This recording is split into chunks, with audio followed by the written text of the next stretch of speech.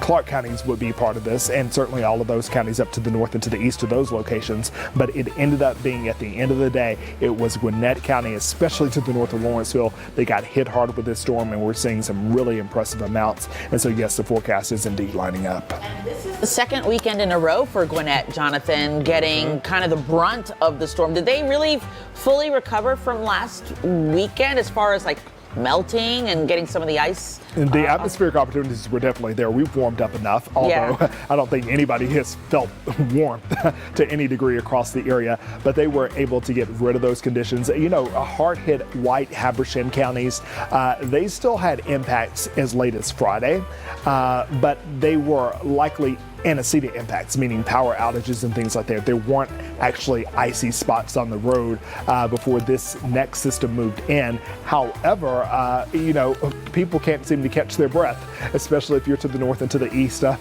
the Atlanta metro area. It's just kind of one system after another one. And if you get the right meteorologist to talk to you, they'll say that we're not done yet. Oh, is that like hint, like Mother Nature might have another? There's an old song that used to be sang in the church, and it's saying, "Lord, teach me to take it one day at a time." I do a 7-day forecast, and I stop it right there. Meteorologist Alex Forbes, he's a big long-term guy, and he'll show you things that will freak you out for the month of February. I'm just going to be honest. Oh boy, one day at a time, sweet Jesus. That's all I'm asking of you. Yes. And this is why we have the best Fox 5 Storm Team meteorologists in the business working here. Jonathan, Alex, David Chanley. You guys are going to stay on top of it and keep everyone updated throughout the storm and through the next one. Thanks, Jonathan. Yeah. Thanks, Jonathan. Wink, wink. And we have been receiving a lot of new video and pictures coming into the Fox 5 newsroom from viewers like you. Yeah, this is fun. Good Day's Paul Milliken has been combing through all those images. I can't keep up. Yeah, and it's a lot, right? It's a lot. How many are we up to? Oh, I think we're well. I'll check for sure, but we were hitting over 8,000 when I talked to you last time. Yeah, we're equaling what we got last week. Yes, that's what we got in total last weekend. Yeah, they are coming in fast and furious. And let me just say, after what Jonathan said, Alex, get out of the storm center right now, okay? Good morning, and look at daybreak. We're in the mid-teens. The wind's still blowing, and we have wind chills that are 0 or below 0 across North Georgia. We call that extreme cold around here. And then even though we'll have some sunshine in here, we're going to see breezy conditions right on into Monday and Groundhog Day. We'll try to, on Sunday, nudge maybe the mid-30s. The sunshine will help on the area roads, but then whatever's left over, it will freeze because we're going back down to 23 come Monday morning. Here's some good news. Time we get to the middle part of the week, we're looking at Wednesday being, well, rain. That would be a welcome sight with temperatures right there in the 50s. Well, we'll continue to monitor the snow that's falling out there and the temperatures, so we'll give you an update here in just a minute. Hey, David, I'm just really curious about the wind. I mean, besides the fact that it obviously is making it feel much colder than it is, I mean, how else does it impact what's happening out there? I mean, there was a point where we were talking to some of our reporters and we could barely hear them because it was like the right gust over the mic. was so intense. Well, the good news about the wind is ferocious, right? The good news is we don't have anything on the tree limbs, on power lines and so forth. So the power outage threat is, I'm going to say it's 0, but it's low other than maybe a tree falling down, but you don't have the weight on the trees. So that wind's going to be with us through the night. Now, the wind can help tomorrow when we get some sunshine and we get a little bit of melting on the area roadways. But tonight, it doesn't help at all because it's just going to kind of move the snow around. Yeah. And you said 60-mile-an-hour gust at the airport? We just had one, well, about an hour and a half ago. And obviously explains, I just looked at FlightAware, there are hundreds of flight cancellations there today, 600 right now, and about 229 delays. So even though the storm's not really impacting the airport directly, I mean, the wind, obviously, and we're not seeing lots of snow piling up. Right. Clearly, the operation there is not going so well. I think that was kind of the peak, but we're still going to have gusts 35, 40 easily on into the evening hours. Which was significant. All right, David, thank you for the latest update. And let's zoom out a little bit from DeKalb County, where we are, up to Dahlonega. That is where Fox 5's Larry Spruill is. Yeah, let's check back in with him. Tell us exactly where you are there along the square and what conditions have been like. In downtown Dahlonega, but he mentioned the winds. You guys mentioned the winds, and that's what's happening here.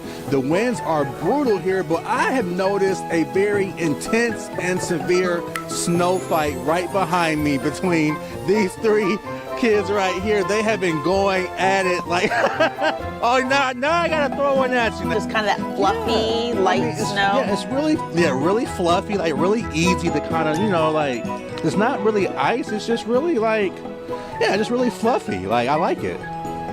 Good stuff. Christine, this is for you. I appreciate it as I enjoy the warmth here of the studio. Right. It'd be a good snow cone. It would be a good That's like the perfect little one to use. Just put a little flavoring on it. Thanks, Larry. Let's go to Fox 5's Chris Rosenthal for Rosenthal, he is in on 985 North where there was a multi-vehicle crash. You got some video earlier. Chris, what are you seeing and up there?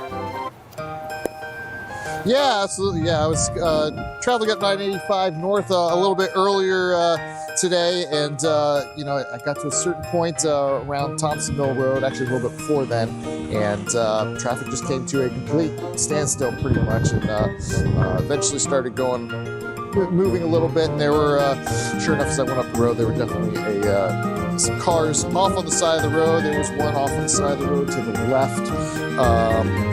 Looked like the driver was okay, and then there were a few more up to the side of the road on the right. I just checked 511, and it looks like the road may be cleared up now at this point. I know earlier today you were trying to make it to Athens. The road wasn't going to be safe for you, so you pulled off where you were. What you seeing? I mean, the road obviously looks incredibly busy. You see some cars behind you, and obviously the road's not clear perfectly. So treacherous conditions out there? Treacherous indeed. Good afternoon to both of you guys. Here's the current situation here in Gwinnett County. It's really a tale of two roads for the most part. Here's one road right here. This is Reynolds Road.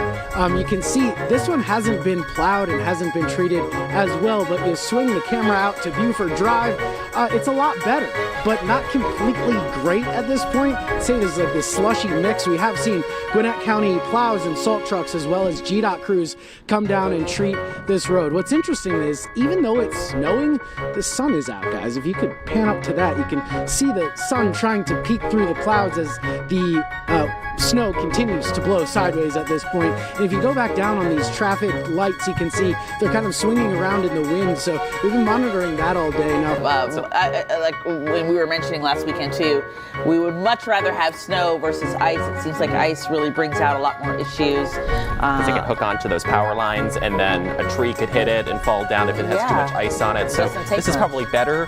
But obviously the donut thing he was mentioning, of all places to do donuts, I don't know if a gas station would be the right place because gas is a little flammable, and if you hit it, I mean, I just think of like a kaboom. A little flammable, yeah. Yeah, guys, and there's one more point I wanted to make is that even though ice isn't the big factor here, it seems as if the wind is. Again, we've been seeing these traffic lights that are just suspended by cables and wires just swinging in the wind when there's this big gust of wind. You see those things really flying around, and earlier at our live shot, we were actually standing under one, and our photographer Dave noticed that and said, hey, probably not a good idea that we're standing underneath that traffic light that is swinging like that. So the wind could be a factor in terms of power outage and other storm damage that we might see throughout the day. Yeah, and if you're driving a high-profile vehicle too, the wind gusts are just really intense, and you're going to feel it if you're on the roads.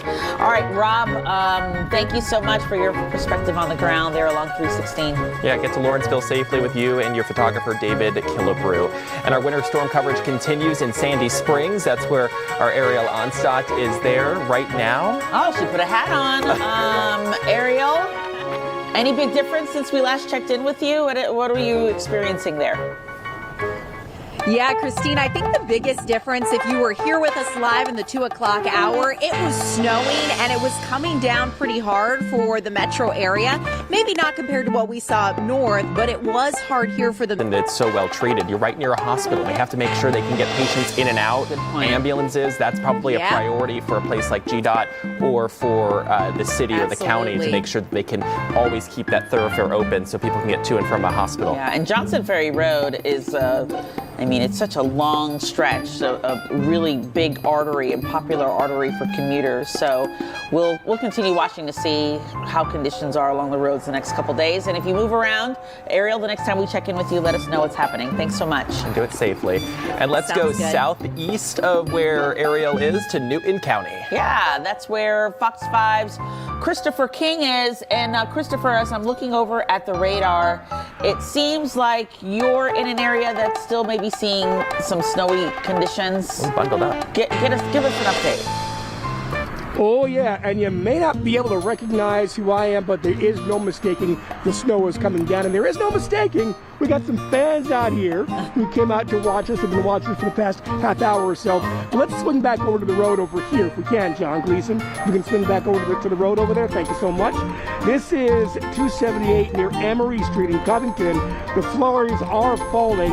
It's sticking to the grass, not so much to the roads yet, but it is really cold and windy out here, folks. Take a look at these traffic lights. They're swaying in the wind still. Would you believe the roads are still clear out here? Lots of cars in the road. That doesn't mean you should get out. Things can get ugly very fast.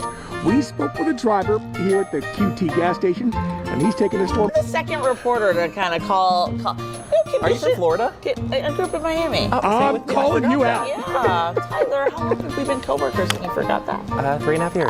Not that I'm counting. Oh my, I lost my train of thought at this point. Christopher King, thank you so much for that update. Let's get some images and videos and pictures that you've been submitting Some to us. good ones. Yeah. Paul Milliken is standing by here in studio. He's also out of the cold. Yes, thank goodness for that. By the way, you guys, Daytona Beach, right here. Floridians another all Florida around. guy. All right. Well, and you knew, Christine, because I'm always saying go Gators whenever I can on TV, and I welcome the hate mail. And I grew up a Gator. I didn't go. Well, good for you. I didn't go to Florida, but I grew up a Gator. I'm going to convert you back. I'm going to convert you back to the Gators. So I picked this for you, Christine Spiro. This is from Annabelle out of Lawrenceville. She says, "Go Dogs! Look at her spatula. It's a Georgia Bulldog spatula. Nice. And she's grilling." Grab some coffee in the last hour since we talked with you. I have not. My coffee cutoff is like noon, even though I'm probably not going to bed till really late tonight. Nice skating rink here. Yeah, We don't need him falling. Yeah, we don't need you falling. We don't need Sir falling, but you guys are doing great work for us, being our eyes and ears on the ground, so we appreciate it. Tara, thank you so much. Thank you. And turning to Gwinnett County now. Let's go to Fox 5's Annie Mapp, who is updating us on conditions there. It was pretty gusty last time we checked in with you, Annie, and the snow was coming down. What's the difference since we last talked? It's still very windy here, Christine. We are starting to see less snow that is coming down. A very beautiful sight, though, for me and for a lot of people. You see that? That's